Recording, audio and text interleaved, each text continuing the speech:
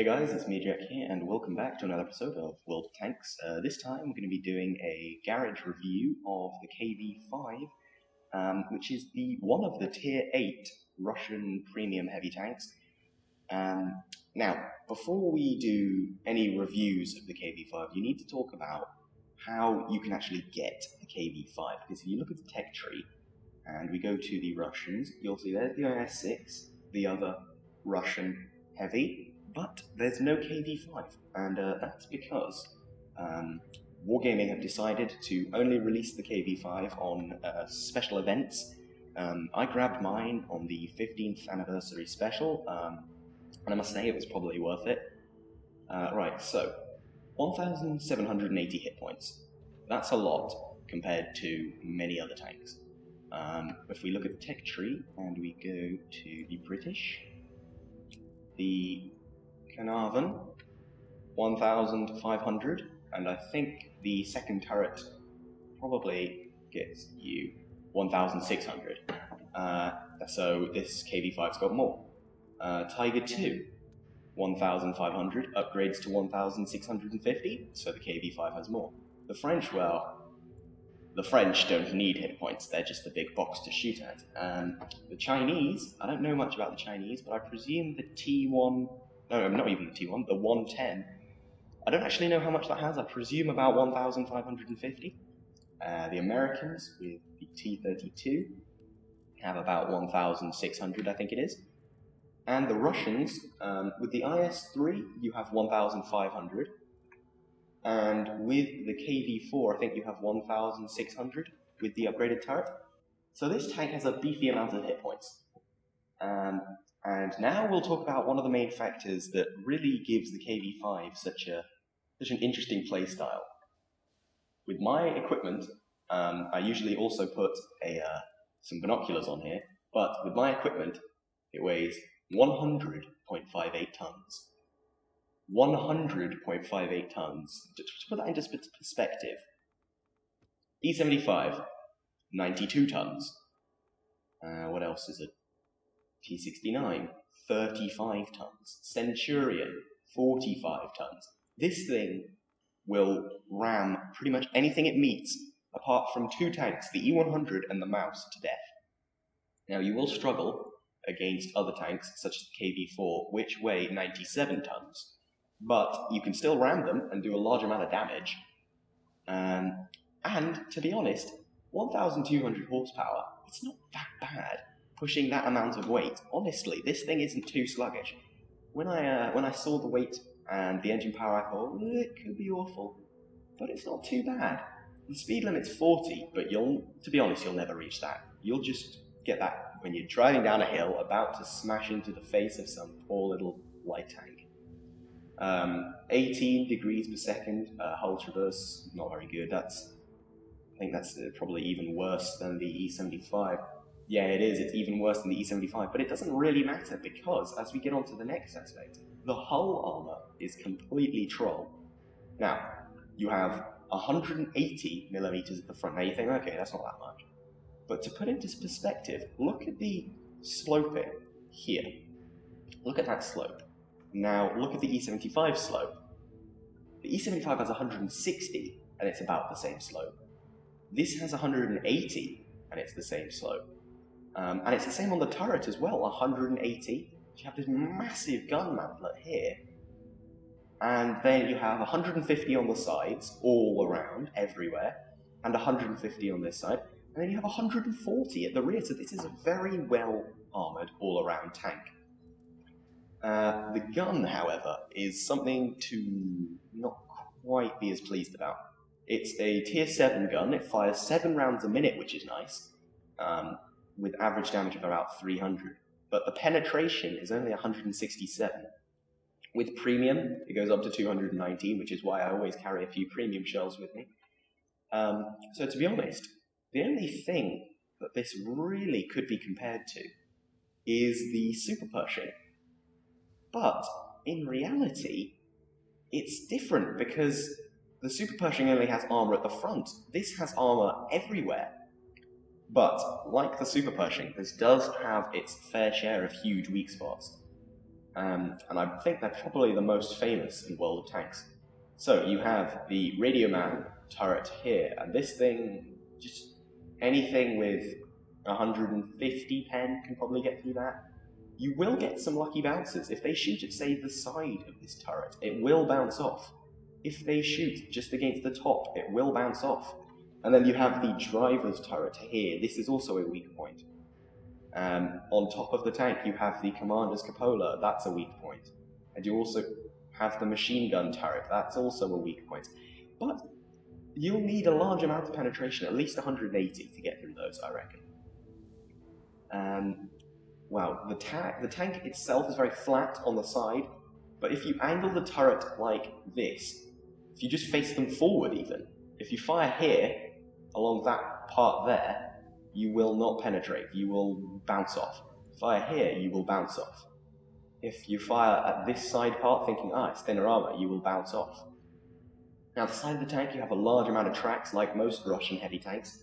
You have a large amount of tracks to absorb the shot, and the same on the other side. Now, the rear, it's still 140 millimeters, and you can pull off some ridiculous bounces if you're angled. But it's only for light tanks, really, that you're protecting yourself against. So, let's go on to the rest of the tank. Rate of fire, 7 rounds a minute. Turret traverse, 21 degrees a second. I think that's faster than the E75. It is. It's faster than the E75 in terms of traverse of the turret. View range, 350? Yeah. Come on, we're in tier 8 now. Let's look at the other tanks in terms of view range. View range 400. View range 400. Tier 7. The tier 7 has view range. Yeah, so basically, this tank does not have a very good view range. But to be honest, with this tank, you don't really need a very good view range because you're going to be bashing your way through the front lines in this tank. There's no need to be sitting at the back, and not with this gun. There's no way on earth you're going to be sniping with this gun. Right, what else have we got? Signal range, 440. Again, that's not very good at all. So let's look at what you'd put on this tank. I would put a large caliber tank gun rammer on, of course. Probably a vert stab. If not, I would then put a enhanced gun laying drive, but I think I'd put a vert stab. And one thing I was thinking was I would put a super heavy spall liner on this tank because it gives you 50% protection from ramming and explosions. And this thing, I'm sorry to say, is an artillery magnet. If you look at it from above, it's bigger than an E75. Look at it. It's even bigger than an E75. My E75 gets nuked by artillery. This thing is an absolute magnet for artillery. So I reckon a super heavy spall liner would actually be an acceptable choice. Now, I've chosen to run with 45 armor piercing, 15 APCR, and no high explosive because I'm never going to get back to the cap in time to reset. I rely on other tanks to do that. That's something you'll find with this tank. You will rely on other tanks a lot to protect you in the rear. Even though it's got 140 millimeters, you will be flanked in this tank. It's just that slow. You will rely on tanks to go and reset the cap. You will rely on tanks to go hunt down artillery. You will just be the meat shield for them. You will drive into the town at, say, this angle, and they'll start blasting away at your tank, and you'll just wiggle about, and they'll bounce off the front of your tank here, and they'll bounce off here and here. They just won't be able to penetrate your tank. You get the occasional shot through here, and that will penetrate, and the lower plate is quite a big weak spot. But you have enough hit points to take that damage. I've taken out tier 9 tanks with this. This is the tier 9 brawler, really. You can take on tier 9 tanks in this. Now, let's talk about tactics. There aren't many. Just go into the town, or try not to cross big open fields where you cannot protect your weak spots. Now, talk about protecting your weak spots. When there's a technique, most of you probably heard of it, it's called side scraping, where you'll place a building in front of you, and so they can only shoot at the side of your tank whilst you reload. They fire, they bounce, or take a track off. When your track repairs, you reverse out, pop one in the face, drive back, they bounce, repeat. This works well because you can't take any damage, and it protects your very big weak point. The only downsides with this is if they take your track off, another enemy could come flanking around the other side and just take shots at your weak point there. Let's think, what else tactics for this? But yeah, if you're caught on a one-on-one engagement, feel free to wiggle your tank about, move your turret left to right, and wiggle your tank forward and backwards and left and right. Trust me, it makes aiming at this 50% harder, at least 50% harder. You will pull off such troll bounces with this tank. Let's see, what else do I need to talk about? I think that's basically it. Of course, this is a premium tank, so I'm putting a crew in it of my KV-1, actually. Although I don't have it bought at the moment, I sold it to make room for the purchase of my WZ-131, but that's coming for a later review, so keep your eye open for that. So this is the KV-5. Now what we're going to do now is we're going to go into a little game, and we're going to see how you can play this tank effectively. So I'll see you guys in 1 second. Right, so here we are on Karelia. We're in a tier 8 matchup, which is basically what this tank excels in. When you're being faced by tier 9 guns with above 250mm of penetration, you start to get a bit worried in terms of your armor. So here we are. I've decided to head off onto the east side of the map, which is generally where I go on this map. I don't have very much success down the 1-2 line, to be honest. I accidentally pushed this SU-152 because he doesn't seem to be moving, so I push him forward a bit, and now we're just gonna... In fact, I'll speed up the game a bit because it does take a while to get into position. So I've jumped the game forward a bit, and now we're in position here. You can see that we've got a T-34, an IS-3, and a KV-1S already rolled into position, but we have spotted an IS-3 already, so we are moving into position now. Let me just pause the game and unpause it there. You're getting the jumpy effects, which don't look very good. Unfortunately, this is where the speed of the KV-5, excuse me, this is where the speed of the KV-5 is really a downfall, because you'll find that it takes you a while to get into these positions, and by the time you've got there, you can see that a lot of the damage is already gone. So I've seen that there's an IS-3 and a T-34 there, so I'm keeping my eye out, and I have taken a hit from a T-150 there. And I think, where did he hit me? Look at that. He sniped to the weak point. And he's got basically the exact same gun as me. However, that's a bounced off the turret, and that's because I wiggled. There's an IS-3, and I think, right, let's drive up and put a shot into this guy. Hopefully those IS-3s and that T-34 can hold off that army.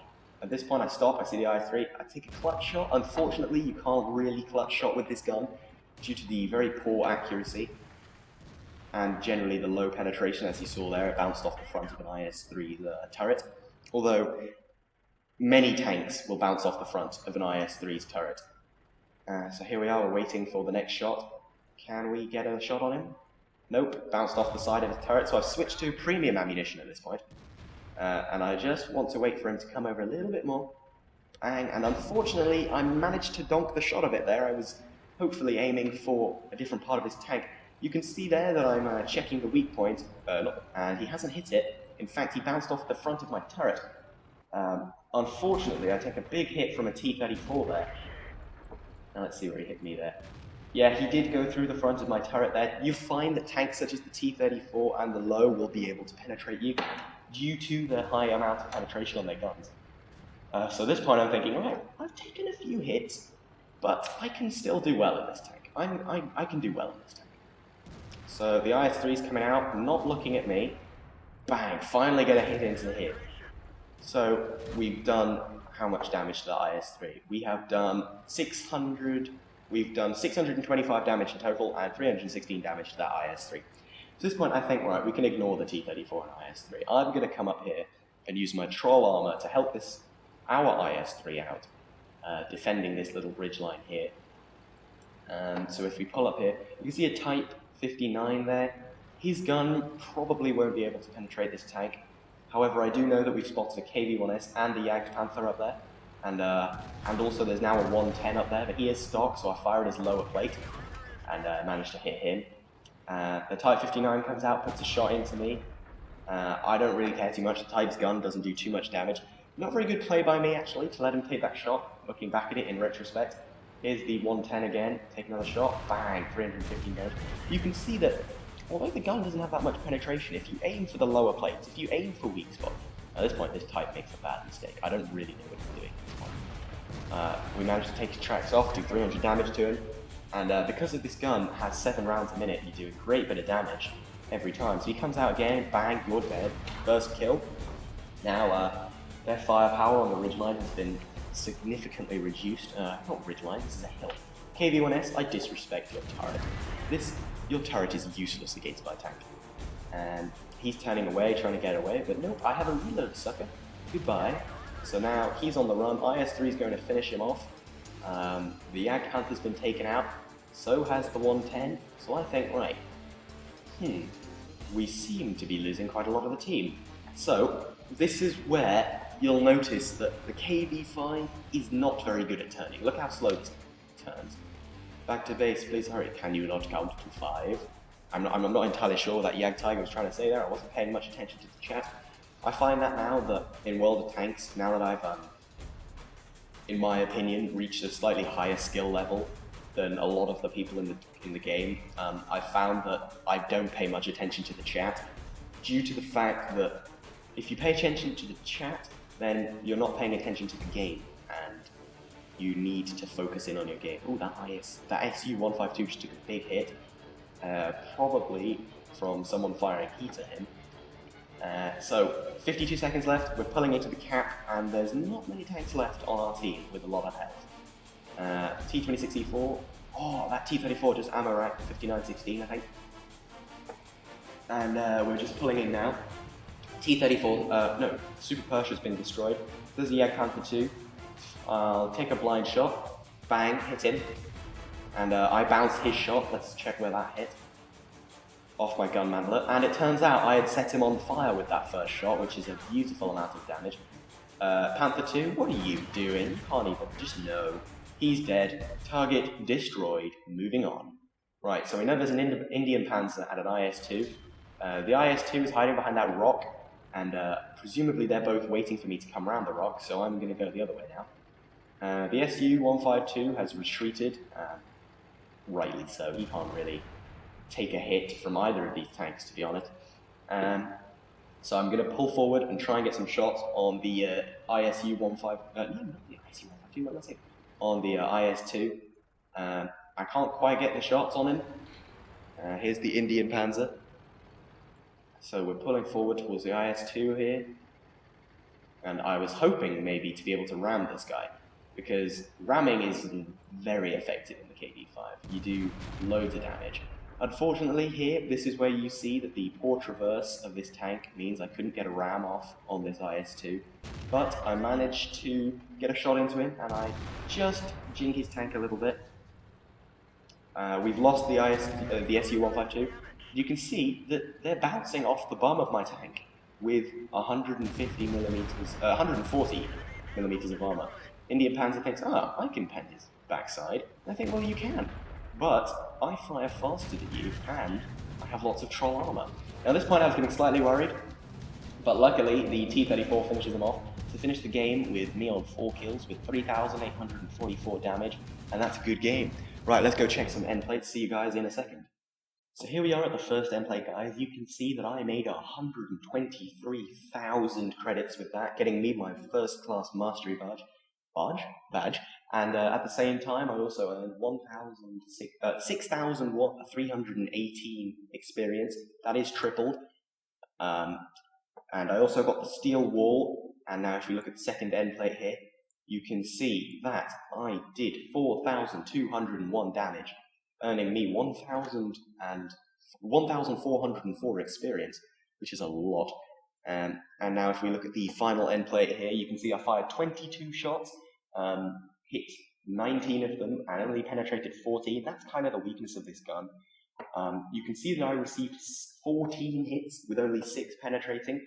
I received a total of 4,630 potential damage received. I also did a nice bit of spotting damage of 1,095, and I did travel 1.93 kilometers, which is quite a lot for this tank. Without premium, I would have only earned 82,000 credits, but with premium, I earned 123,000, as I said. And due to the resupplying of the premium ammo and repairing the tank, I made a profit of 77,000 credits, which is a lot. And without premium, I would have only earned 1,404 experience, as I said, but with premium, I earned 2,106. Times that by 3, you get 6,318 experience. So there you have it, guys. That has been the review of the KV-5. Please watch out for my other videos that I'm going to be bringing out soon. Be prepared for a review of the T-69, the Tier 8 American medium tank.